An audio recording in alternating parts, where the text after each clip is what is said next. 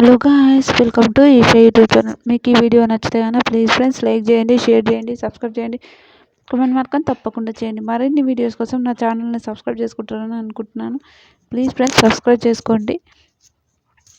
రీతు సంజన రీతు సంజనలో ఎవరిది కరెక్టో please comment చేయండి. నాకైతే సంజన కరెక్ట్ అనిపించింది. నిజంగా సంజన మాట్లాడితే ఎట్లా మాట్లాడతారు, నిజంగా దుమ్ము దులుపుతా అనుకోండి ఒక్కొక్కరిని. నిజంగా చాలా బాగా నచ్చింది నాకు సంజన మాత్రం.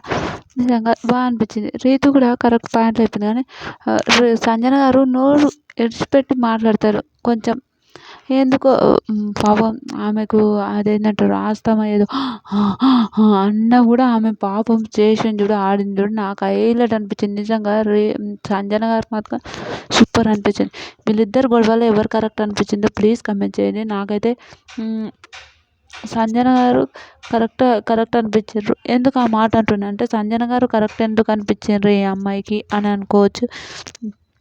సంజన గారు ఏంటంటే ఓకే ఇది ఈ సిచ్యువేషన్ ఇట్లా అని మాట్లాడుతుంది. నిజంగా రీతు చూసి మాట్లాడు అని మాట్లాడుతుంటే కొన్ని వర్డ్స్ మాట్లాడడం కూడా తప్పు అనిపించింది నాకు. సంజన గారు మాట్లాడుతుండ్రు కరెక్టే, మాట్లాడండి, కానీ కొన్ని వర్డ్స్ మాట్లాడుతుండ్రు కూడా అదొక్కటి తప్పు అనిపించింది నాకు. అంతకుమించి ఇంకేం లేదు. మీకేమనిపించింది? వీళ్ళ గొడవలు ఎవరు కరెక్ట్ అనిపించారు, ఎవరు తప్పు అనిపించారో కూడా ప్లీజ్ కమెంట్ చేయండి. ఇలాంటి వీడియోస్ మరిన్ని కావాలంటే నా ఛానల్ని సబ్స్క్రైబ్ చేయండి. మీకు రీతు కరెక్ట్ అనిపించిందా తప్పు అనిపించిందా కామెంట్ చేయండి.